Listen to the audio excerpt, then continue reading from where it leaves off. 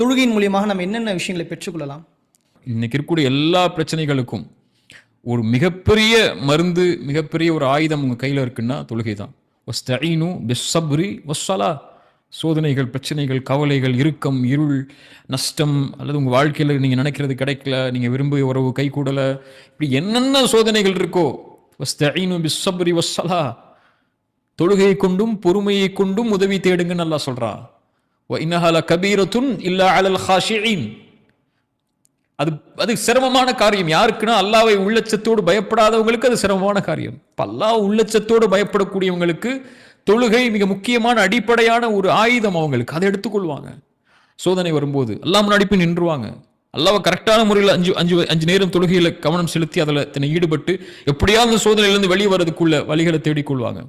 அல்லாஹ்வை மறுக்கக்கூடியவங்க தான், அல்லது அல்லாஹ்வை மறக்கக்கூடியவங்க தான் பாவங்களில் போய் தன்னுடைய வாழ்க்கையில் இருக்கக்கூடிய